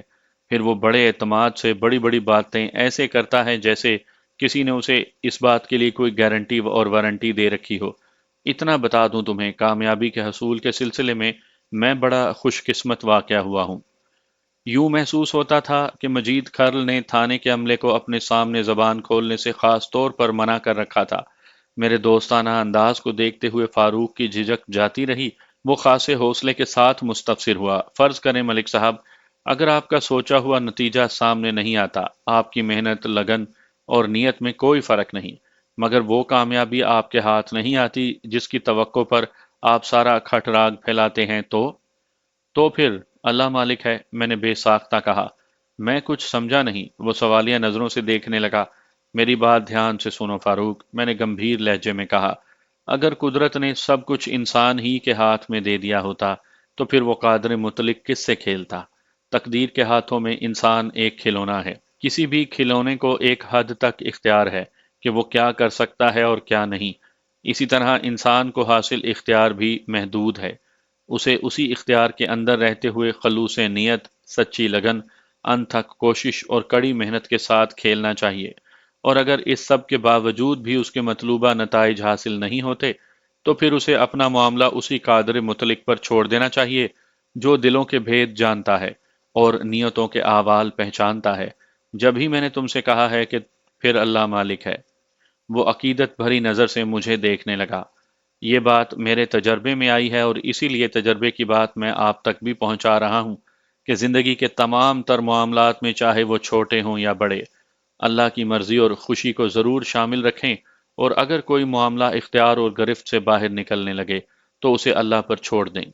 وہ پروردگار کسی بھی بندے کا برا نہیں چاہتا، کیونکہ ہر بندہ اس کا بندہ ہے اور کوئی بھی اپنی شے کو نقصان پہنچتے ہوئے نہیں دیکھ سکتا۔ 4 بجے کے قریب مجھے اپنے راستے میں ایک ایسی چیز دکھائی دی جس نے میرے رگو پے میں سنسنی سی دوڑا دی۔ اس وقت تک ہم ذہنی طور پر اس بات کے لیے تیار ہو چکے تھے کہ اب ہمیں واپسی کی راہ اختیار کرنا ہے۔ میں نے فاروق کی توجہ اس جانب مبذول کرواتے ہوئے کہا، دیکھو، وہ درختوں کے بیچ میں کیا پڑا ہے؟ میں نے یہ سوال محض اپنے خیالات کی تصدیق کے لیے پوچھا، ورنہ میں تو ایک نظر دیکھتے ہی پہچان گیا تھا کہ وہ کیا ہے۔ فاروق نے میری توقع کے عین مطابق جواب دیا۔ اس کی آواز میں خاصا اضطرار تھا، ملک صاحب، مجھے تو یہ کوئی سوٹ کیس لگتا ہے۔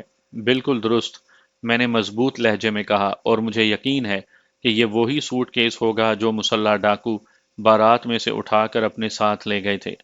ہماری باہمی سنسنی خیز گفتگو نے کھوجی اللہ دتا کو بھی مذکورہ سوٹ کیس کی جانب متوجہ کر دیا، لہٰذا وہ پہلی فرصت میں کھوج کھرے کا کام چھوڑ کر ہماری میت میں ان درختوں کی طرف بڑھنے لگا جدھر وہ سوٹ کیس پڑا نظر آتا تھا۔ چند لمحات کے بعد ہم مذکورہ سوٹ کیس کے سر پر کھڑے تھے۔ وہ 101% وہی سوٹ کیس تھا جس کے بارے میں امیر بخش اور ستار حسین نے تفصیلاً بتایا تھا۔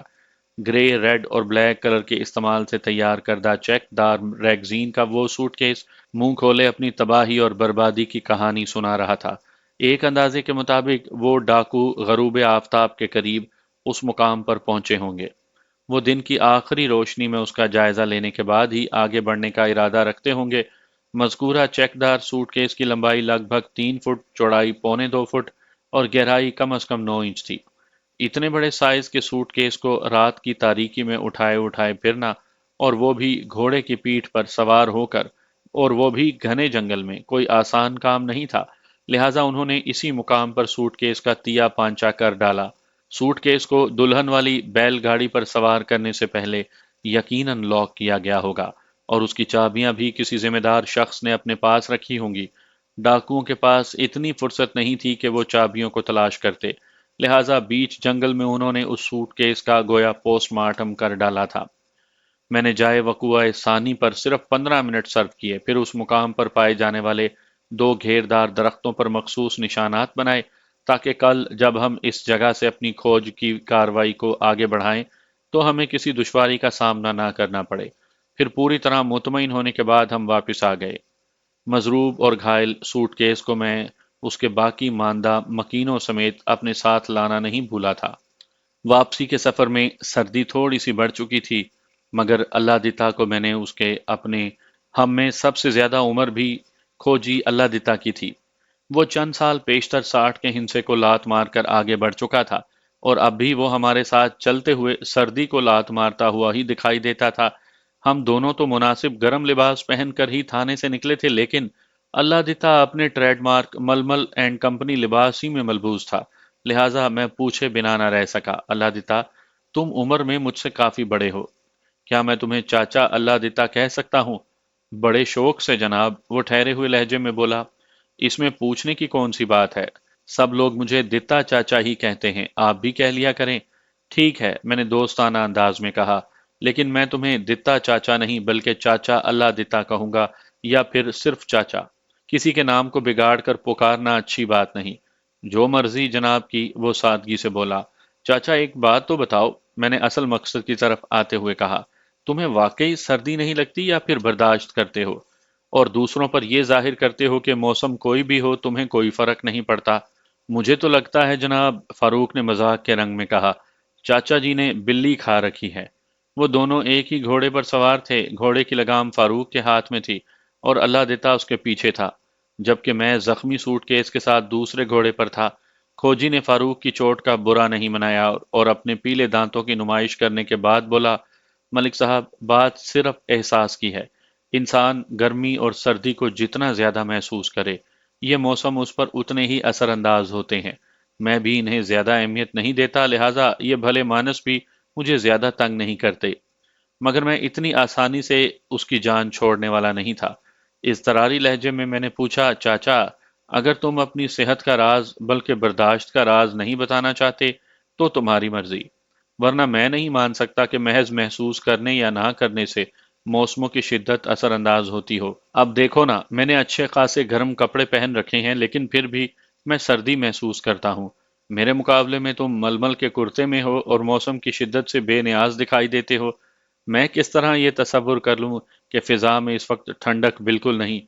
وہ کسی فلسفی کے انداز میں بولا، اگر کسی گرم کپڑے میں سردی کو روکنے کی صلاحیت ہوتی ہے تو وہ سردی کا مقابلہ کرتے ہوئے کبھی ٹھنڈا نہ ہوتا۔ کیا ہم سردی کے موسم میں کسی گرم کپڑے کو چھوئیں تو وہ ہمیں گرم محسوس ہوتا ہے؟ نہیں نا۔ اس نے خود ہی سوال کیا اور خود ہی جواب بھی دیا۔ اسی طرح موسم گرما میں اگر ہم کسی کاٹن کے ہلکے پھلکے لباس کو چھو کر دیکھیں تو وہ ہمیں برف کے ڈلی کی مانند ٹھنڈا محسوس نہیں ہوگا۔ یہ سارا چکر حرارت کے اخراج کا ہے تھانے دار صاحب۔ حرارت کا اخراج؟ میں نے چونکے ہوئے لہجے میں سوال کیا، یہ کون سا چکر ہے؟ وہ وضاحت کرتے ہوئے بولا، انسان کا جسم ہر وقت حرارت خارج کرتا ہے۔ اگر کوئی انسان اپنی ضرورت کے مطابق اس اخراج پر کنٹرول حاصل کر لے تو پھر اسے سردیوں میں نہ تو گرم کپڑے پہننے کی حاجت رہتی ہے اور نہ ہی گرمیوں میں وہ باریک لباس کی طرف دوڑتا ہے۔ گرم لباس جسم میں سے خارج ہونے والی حرارت کو روک کر ہمیں گرمائش پہنچاتا ہے، وہ بذات خود گرم نہیں ہوتا۔ اسی طرح باریک اور ہلکا پھلکا کپڑا ٹھنڈا نہیں ہوتا، بلکہ وہ جسمانی حرارت کو اخراج کا زیادہ سے زیادہ موقع دیتا ہے۔ چاچا، تمہاری بات دل کو لگتی ہے اور ذہن بھی تسلیم کرنے کو آمادہ نظر آتا ہے، لیکن جسم سے خارج ہونے والی حرارت پر کنٹرول کیوں کر حاصل کیا جا سکتا ہے؟ ذرا اس کی بھی تو وضاحت کر دو۔ بہت سادہ سا عمل ہے لیکن اس کے لیے مشق کی ضرورت ہے۔ وہ بڑی رسان سے بولا، اگر انسان اپنی سانسوں پر کنٹرول حاصل کر لے تو پھر اسے زندگی کے بیشتر معاملات پر خود بخود کنٹرول حاصل ہو جاتا ہے۔ سانس کھینچنے اور چھوڑنے میں اگر توازن قائم ہو جائے تو سمجھو ستے خیراں۔ پھر میری فرمائش پر اس نے سانس لینے کی وہ مخصوص تکنیک بھی بتا دی جس کی مناسب مشق کے بعد جسم سے ہیٹ کے اخراج کو کنٹرول کر کے 7 قسم کی خیریت حاصل کی جا سکتی ہے۔ وہ بڈھا بابا ایک بنا بنایا تجربہ کار یوگی تھا۔ تو تمہارا مطلب یہ ہے کہ تم نے کوئی بلی ولی نہیں کھائی؟ فاروق نے پر اشتیاق لہجے میں سوال کیا۔ میں نے پوچھا، ہاں چاچا، یہ بلی کھانے کا کیا شوشہ ہے؟ وہ ایک گہری سانس خارج کرتے ہوئے بولا، یہ شوشہ میں نے بھی سن رکھا ہے۔ کہتے ہیں اگر کوئی انسان بلی کا گوشت کھا لے تو پھر اسے برف کے پہاڑ پر بیٹھ کر بھی سردی نہیں لگتی۔ لیکن میرا خیال ہے کہ اس بات کی حقیقت قصے کہانی سے زیادہ کچھ نہیں۔ ہم اسی طرح بات چیت کے سہارے ٹھیک 7 بجے رات تھانے پہنچ گئے۔ اگلے روز ہم تینوں اپنے مشن پر روانہ ہونے ہی والے تھے کہ بارش شروع ہو گئی۔ آسمان پر تو رات ہی سے اچھے خاصے بادل تھے، لیکن یہ توقع نہیں تھے کہ بارش بھی ہو جائے گی۔ اصولی طور پر یہ بارش ہمارے مشن کے لیے بہت خطرناک اور نقصان دہ ثابت ہوتی، اسی لیے فاروق نے تشویشناک انداز میں کہا، لے جی، ہو گیا کباڑا، اس بارش نے تو ہماری محنت پر پانی پھیر دیا۔ برخوردار، میں نے اس کی جانب دیکھتے ہوئے کہا، بارش کا تو کام ہی پانی پھیرنا ہے، وہ نہیں دیکھتی کہ کسی نے زمین پر محنت کر رکھی ہے یا نہیں۔ لیکن جناب، ہمارا مشن کیسے آگے بڑھے گا؟ فاروق اس بارش سے خاصا پریشان دکھائی دیتا تھا۔ ہم نے اب تک کھرا اٹھانے کے اس سلسلے میں جو کارکردگی دکھائی تھی، اس کے آگے راستہ بند ہو گیا تھا۔ زمین گیلی ہو جانے کے باعث جنگل میں مزید کھرا نکالنا ممکن نہیں رہے گا۔ اگر ایک آدھ دن بارش نہ ہوتی تو ہم اپنا مقصد حاصل کرنے میں کامیاب ہو چکے ہوتے۔ قدرت کے کاموں میں اپنا ایک مخصوص شیڈول ہے فاروق، میں نے اپنے کمرے کی کھڑکی سے باہر دیکھتے ہوئے کہا۔ بارش جو بوندا باندی سے شروع ہوئی تھی اب شدت پکڑتی نظر آتی تھی، اور وہ قادر مطلق اپنے معاملات کا شیڈول تیار کرتے ہوئے کسی سے صلاح مشورہ نہیں کرتا۔ اس کی مرضی ہے کہ بارش ہو تو بارش ہو کر رہے گی، اللہ اللہ خیر صلاح۔ پتر، تمہیں زیادہ پریشان ہونے کی ضرورت نہیں، اللہ دیتا نے فاروق کی طرف دیکھتے ہوئے تسلی بھرے انداز میں کہا۔ میں نے ان ڈاکوؤں کا جہاں تک کھرا اٹھایا ہے، اس کی روشنی میں میں اپنے تجربے کی بنا پر کہہ سکتا ہوں کہ وہ بدماش لٹیرے مغربی سمت میں سیدھے سفر کرتے ہوئے جنگل سے باہر نکلے ہوں گے، اور زیادہ امکان اسی بات کا ہے کہ انہوں نے کوٹ فرمان علی کا رخ کیا ہوگا۔ اس نے چند لمحے رک کر 2 4 گہری سانسیں لیں، پھر بات بڑھائی۔ میں کسی قسم کا دعویٰ تو نہیں کرتا، لیکن مجھے امید ہے اگر تھانے دار صاحب کوٹ فرمان علی سے اپنی باقاعدہ تفتیش کا آغاز کریں تو کامیابی کی کوئی کرن نظر آ سکتی ہے۔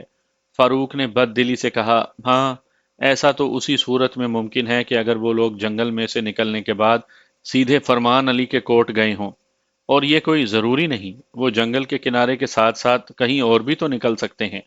ہونے کو تو کچھ بھی ہو سکتا ہے فاروق، یہاں تو صرف امکانات کی بات ہو رہی ہے، میں نے گہری سنجیدگی سے کہا۔ تم اپنے ذہن کو زیادہ نہ الجھاؤ، انشاءاللہ ہمیں اپنی تفتیش کو آگے بڑھانے کے لیے کوئی نہ کوئی راہ مل ہی جائے گی، انشاءاللہ، کھوجی اللہ دتا نے تہہ دل سے کہا۔ اسی لمحے کانسٹیبل منظور میرے کمرے میں داخل ہوا اور اطلاع دینے والے انداز میں بتایا، ملک صاحب 4 بندے آپ سے ملنے آئے ہیں۔ کون ہیں وہ لوگ؟ میں نے سوالیہ نظر سے کانسٹیبل کی جانب دیکھا۔ اور اس برستی بارش میں کہاں سے آ گئے؟ جناب، ان کا تعلق اسی بارات سے ہے جسے ڈاکوؤں نے لوٹا تھا، کانسٹیبل منظور نے جواب دیا۔ اوہ!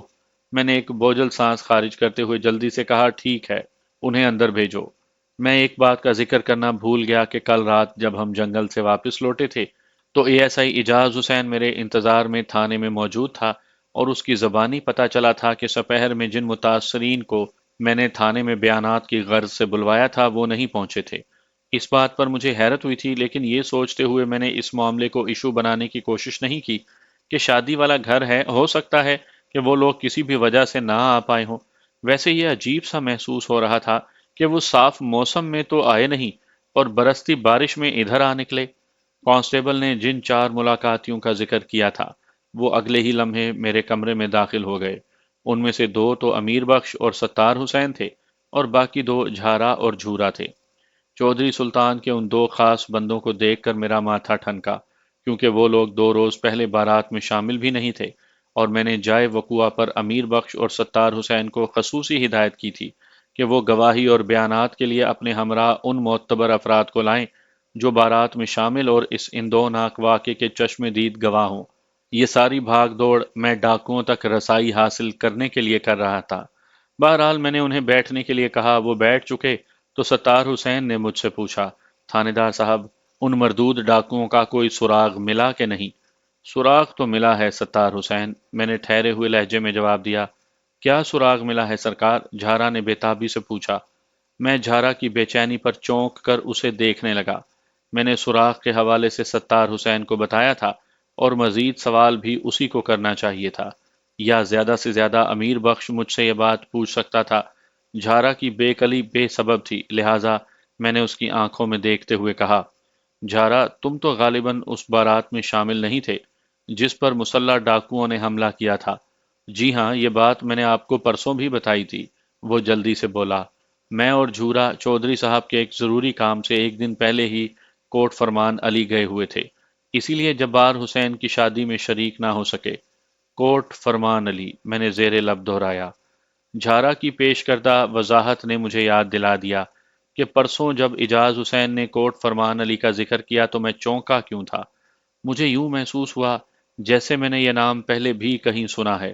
کہاں؟ یہ اس وقت میرے ذہن میں نہیں آیا تھا، اور اب مجھے یاد آ گیا تھا کہ پہلی مرتبہ میں نے یہ نام جھورا اور جھارا ہی سے سنا تھا۔ کیا ہوا تھانے دار صاحب؟ امیر بخش نے تشویش بھرے لہجے میں کہا، آپ کوٹ فرمان علی کے ذکر پر اس طرح چونک کیوں گئے؟ کیا ڈاکوؤں کے اس سوراخ کا تعلق کسی حوالے سے کوٹ فرمان علی سے جڑا ہے؟ امیر بخش نے بڑا کانٹے دار اور بر وقت سوال کیا تھا، لیکن چونکہ میرا ذہن جھورا اور جھارا کی طرف سے ٹھٹک چکا تھا، لہٰذا اپنے چونکنے کا سبب بیان کرنے کے بجائے میں نے الٹا اسی کو لتاڑ ڈالا۔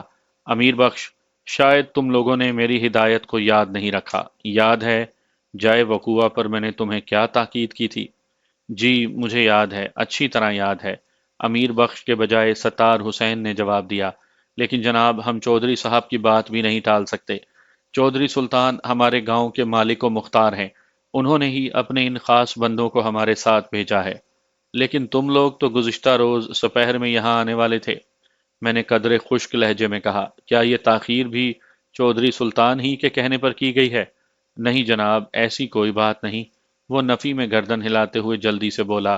وہ ہوا کچھ یوں تھا کہ کل ولیمے کی تقریب میں چودھری صاحب کو آنے میں دیر ہو گئی، اسی وجہ سے کھانا بھی وقت مقررہ سے لیٹ شروع کیا گیا۔ جب ہم لوگ ولیمے سے فارغ ہوئے تو 3:30 بج چکے تھے، اس لیے ہم نے آپ کی طرف آنے کا پروگرام کینسل کر دیا۔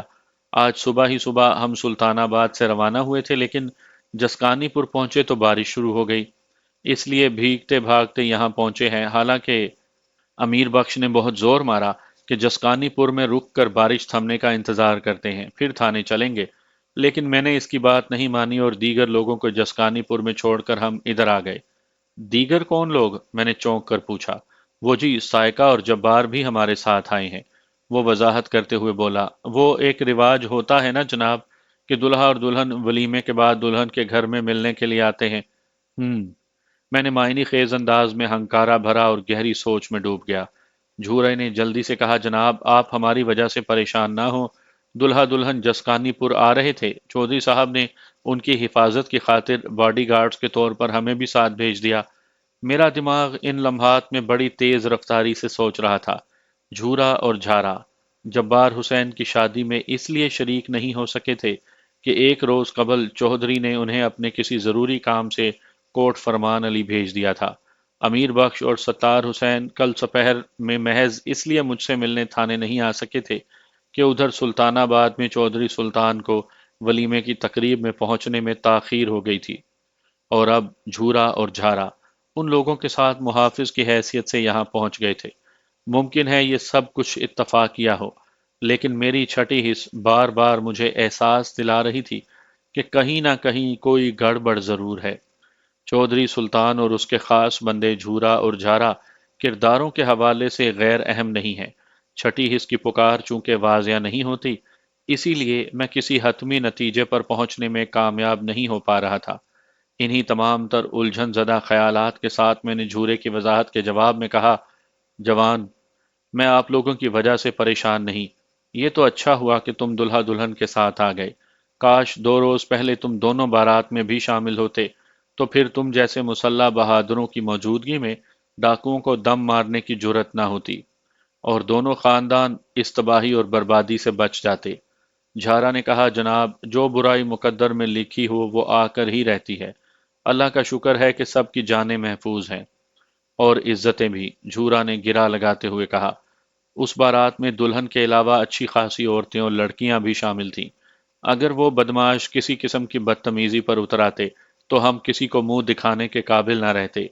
मैंने उनके जहनों को पुरसकून रखने की खातिर एक खास मकसद से कहा। आप लोगों ने बिल्कुल ठीक कहा। बस वो क्या कहते हैं, जिसे अल्लाह रखे उसे कौन चखे। मेरा ख्याल है अब बयानात का सिलसिला शुरू किया जाए। तुम सब लोग बाहर जाकर बरामदे में बैठो, मैं बारी बारी तुम्हें अपने पास बुलाता हूँ। वो चारों उठे और कोई सवाल किए बगैर मेरे कमरे से बाहर चले गए। मैंने फारूक से कहा, फारूक, मैं इन दोनों झूरा और झारा नामी मस्टंडों की मुकम्मल निगरानी चाहता हूँ। वो कहाँ जाते हैं, किस किस से मिलते हैं और क्या करते हैं, मुझे सब पता चलना चाहिए। क्या तुम सादा लिबास में रहते हुए ये ड्यूटी सर अंजाम दे सकते हो? अगर तुम इस टास्क के लिए तैयार हो तो फौरन मुझे बताओ। तुम चाहो तो अपने साथ किसी काबिल भरोसा कांस्टेबल को भी रख सकते हो। मुझे नताइज चाहिए, मस्बत नताइज। तो मेरी बात समझ रहे हो ना? जी समझ रहा हूं, बल्कि अच्छी तरह समझ चुका हूं। वो सीने पर हाथ रखकर जोशीले अंदाज में बोला, मुझे ये चैलेंज मंजूर है, लेकिन इस काम के लिए मुझे अभी और इसी वक्त सुल्तानाबाद रवाना होना होगा। मैंने सवालिया नजर से उसकी तरफ देखा। वो वजाहत करते हुए बोला, ये दोनों, जैसा कि आप समझ रहे हैं, सुन गुन लेने सुल्तानाबाद से इधर आए हैं, लिहाजा जल्द ही वापस भी जाएंगे। ज्यादा इम्कान यही है कि सत्तार हुसैन और दुल्हा दुल्हन के साथ ही जाएंगे। अगर ये किसी किस्म की कार्रवाई में मुलविस हैं, जैसा कि आपको खदशा है और मुझे भी शक है, तो इस मामले के डांडे सुल्तानाबाद से कोट फरमान अली तक देखे जा सकते हैं। लिहाजा इन पर निगाह रखने के लिए मुझे फौरी तौर पर उस इलाके की तरफ निकलना होगा। वैसे भी उधर सुल्तानाबाद में मेरी एक खाला रहती है, मुझे वहां खपने में कोई दुश्वारी नहीं होगी। मैं अपने साथ कांस्टेबल सद्दीक को ले जाऊंगा। आप बिल्कुल बेफिक्र हो जाएं, मैं आपकी तवक्को पर पूरा उतरने की कोशिश करूंगा मलिक साहब। फारूक बिल्कुल ठीक कह रहा है मलिक साहब, अल्लादिता ने माहिराना अंदाज में कहा। मैं भी इन्हीं खतूत पर सोच रहा हूँ कि ये झूरा और झारा बिला मकसद यहाँ तक नहीं आए। इनकी सरगर्मियों का जायजा लेने के लिए फारूक की तजवीज़ मुनासिब है। तो ठीक है, मैंने फैसला कुन लहजे में कहा। मेरी तरफ से तुम्हें इजाज़त है, तुम जब चाहो रवाना हो सकते हो। वो एक झटके से खड़ा हुआ। उसके अंदाज में बड़ा जोश और वलवला पाया जाता था। उसकी देखा देखी अल्लादिता ने भी सीट छोड़ दी और ठहरे हुए लहजे में बोला, मलिक साहब, आप तन्हाई में बैठकर बारी बारी उन लोगों के बयानात लें, मैं बाद में आपसे बात करूंगा। ठीक है, तुम लोग जाओ और सबसे पहले अमीर बख्श को मेरे पास भेज दो। उन्होंने मेरी हिदायत पर अमल किया और थोड़ी ही देर के बाद दुल्हन का चाचा अमीर बख्श मेरे सामने था। मैंने निहायत ही मुख्तसर अल्फाज में उसे बताया कि चौधरी सुल्तान के भेजे हुए दोनों बंदों पर मुझे शक है। अगर वो राजदारी का वादा करे तो मैं उसे चंद अहम बातें बताना चाहता हूँ। वो फौरन मेरे ख्यालात की गिरफ्त में आ गया और गहरी संजीदगी से बोला, थानेदार साहब, आपने बिल्कुल ठीक कहा, मुझे भी ये बंदे अच्छे नहीं लगे। कोई बात इसलिए नहीं की कि कहीं सत्तार को बुरी ना लग जाए। आप मुझ पर भरोसा कर सकते हैं, मैं मरते मर जाऊंगा, लेकिन आपसे किए हुए वादे पर कोई आंच नहीं आने दूंगा। शाबाश, मुझे तुमसे यही उम्मीद थी अमीर बख्श। मैंने तारीफी नजर से उसे देखा और कहा, आओ अब मैं तुम्हें वो सुराग दिखाता हूँ जिसका थोड़ी देर पहले मैंने जिक्र किया था। वो हमतन गोश होकर मुझे देखने लगा। मैंने वो टूटा फूटा सूट केस मुलाहजे के लिए उसके सामने रख दिया जो हमें घने जंगल से मिला था। वो सूट केस को देखते ही पहचान गया और तशवीश भरे लहजे में बोला, ये सूट केस हमने ही सायका के साथ भेजा था। इसके अंदर कीमती मलबूसात और चंद तलाई जेवरात रखे थे, मगर अब तो ये भाएं भाएं कर रहा है। इसका सामान कहाँ गया और ये आपको मिला कहाँ से?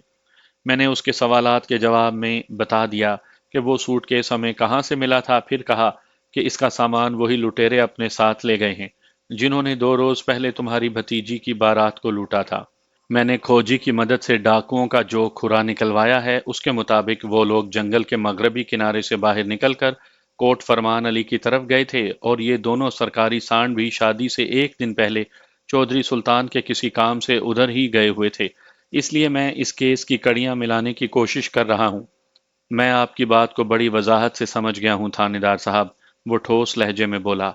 अब ये भी बता दें कि मुझे बाहर जाकर उन लोगों से क्या कहना है। सूटकेस का कोई जिक्र नहीं करना, ये बताना ज़रूरी है कि मैंने डाकुओं का जो खुरा उठाया है उसके मुताबिक वो लोग जंगल के शमाली किनारे से बाहर निकलकर चक सैफ की तरफ गए थे, और ये कि अब मैं डाकुओं की गिरफ्तारी के लिए चक सैफ में छापा मारने वाला हूँ। मैं भी उन्हें यही बताऊंगा।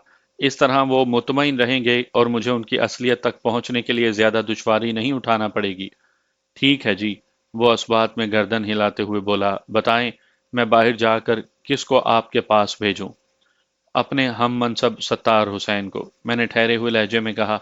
वो उठा और कमरे से बाहर निकल गया। मैंने प्रोग्राम के मुताबिक सत्तार हुसैन को ट्रीट किया और उसके बाद झूरा और झारा को एक साथ अपने पास बुला लिया। वो इस बात पर उलझे हुए थे कि मैं उनके बयानात क्यों लेना चाहता हूँ। मैंने उन्हें तसल्ली दी, ये एक मामूल की कार्रवाई है, तुम लोग बारात में शामिल तो नहीं थे, लेकिन मैं समझता हूँ कि दूसरे लोगों की तरह तुम्हारी यही ख्वाहिश होगी कि खुद सर डाकुओं का वो शैतानी टोला जल्द अज जल्द कानून की गिरफ्त में आए। जी हाँ, बिल्कुल बिल्कुल, वो बैक ज़बान होकर बोले, हम भी यही चाहते हैं। फिर उन्होंने बड़े इश्तियाक से उस सुराख के हवाले से इस्तफसार किया जिसका मैं उनके सामने जिक्र कर चुका था, और मैंने सोचे समझे मंसूबे के तहत उन्हें चक सैफ वाली कहानी सुनाकर मुतमईन कर दिया। फिर पूछा, चौधरी सुल्तान ने आप लोगों को कोर्ट फरमान अली किस काम से भेजा था? जवाब देने से पहले उन्होंने मायनी खेज नज़र से एक दूसरे को देखा। फिर झूरा ने संभलते हुए लहजे में बताया, उधर कोट फरमान अली में चौधरी साहब की छोटी बेटी ब्याई हुई है, और उसका नाम सफूरा और उसके शोहर का नाम चौधरी खलीक है। चौधरी सुल्तान ने अपनी बेटी के लिए चंद तहाइफ भेजे थे जो हम वहां पहुंचाने गए थे, बस इतनी सी बात है। अच्छा अच्छा, मैंने सरसरी से लहजे में कहा। फिर दरखास्त करने वाले अंदाज में उन्हें मुखातिब करते हुए कहा, झूरा झारा, तुम लोग अपनी आंखें और कान खुले रखना, और अगर उन डाकुओं के बारे में कोई सुनगुन मिले तो फौरन मुझे इत्तला देना। वो दोनों मेरे बिछाए हुए जाल में आ गए और बड़ी मकारी से मुस्कुराते हुए यके बाद दीगरे बोले, आप फिक्र ही ना करें जनाब, इस सिलसिले में हम आपसे पूरा पूरा ताउन करेंगे। मैंने उन्हें जाने की इजाज़त दे दी और एक फौरी ख्याल के तहत अल्लाह दिता को अपने पास बुला लिया। वो मेरे सामने हाजिर होने के बाद बोला, हुक्म मलिक साहब, झूरा और झारा का खुरा उठाना है, लेकिन उन्हें इस बात का एहसास ना हो। मैंने उन्हें मुतलिक एहसास नहीं होने दिया जनाब, वो मायनी खेज लहजे में बोला। क्या मतलब? अल्फाज मेरे हलक में अटक कर रह गए। मैंने कांस्टेबल फारूक को भी सुल्तानाबाद जाने से रोक दिया है। वो बादस्तूर मायनी खेज लहजे में बोला, आपको परेशान होने की कतन जरूरत नहीं। तुम कहना क्या चाहते हो अल्लाह दिता? मेरी उलझन में इजाफा हो गया। यही के, वो गंभीर अंदाज में बोला, आप अभी अपनी कुर्सी से उठें और इससे पहले कि वो दोनों डशकरे थाने के अहाते से बाहर कदम रखें, उन्हें हथकड़ियां पहना दें। 6 डाकुओं के उस गिरोह में ये दोनों भी शामिल थे। जब झूरा और झारा मेरे कमरे में मसरूफ थे तो खोजी अल्लाह दिता ने थाने के मुख्तलिफ हिस्सों में से उनका खुरा हासिल कर लिया था। ये काम उसने बड़ी होशियारी और चाबक दस्ती से किया था। जंगल के जिस मुकाम पर वो हमें सूटकेस पड़ा मिला था, उधर उन डाकुओं के कदमों के निशानात भी पाए गए थे। उन्होंने घोड़ों से नीचे उतरने के बाद ही सूटकेस का पोस्टमार्टम किया था। वो खुरा अल्लाह दिता के जहन से चिपक कर रह गया था, लिहाजा उसे झूरा और झारा के खुरे को शनाख्त करने में कोई दिक्कत महसूस ना हुई। जब झूरा और झारा को जेर तफ्तीश लाकर मैंने चंद फार्मूले आजमाए तो उन दोनों की जबानों के कुफल खुल गए और उन्होंने अपने काले करतूतों की सारी कहानी तफसील से बयान कर दी। उनकी निशानदही पर मैंने उनके मजीद 4 साथियों को भी गिरफ्तार कर लिया। उन चारों का ताल्लुक कोट फरमान अली नामी गांव से था। उसी तफ्तीश के दौरान में सबसे ज्यादा सनसनीखेज इंकशाफ ये हुआ कि उन डाकुओं और लुटेरों की मुकम्मल पुष्टपनाही चौधरी सुल्तान किया करता था, और लूट मार के उस कारोबार में वो उनका बराबर का हिस्सेदार भी था। मैंने इस केस के तमाम मनफी किरदारों को उनके जराइम के मुताबिक सजाएं दिलवाने में कोई कसर न छोड़ी। मैं मजीद जितना अरसा भी उस इलाके में रहा, चोरी और डकैती की कोई वारदात सुनने और देखने में नहीं आई। किसी ने सच कहा है कि चोर को नहीं मारो, उसकी मां को खत्म करो, ताकि आइंदा कोई चोर पैदा ना हो। मैंने भी उसी कहावत पर अमल करते हुए डाकुओं की अम्मा जान चौधरी सुल्तान को जेल की दीवारों के पीछे पहुंचा दिया था।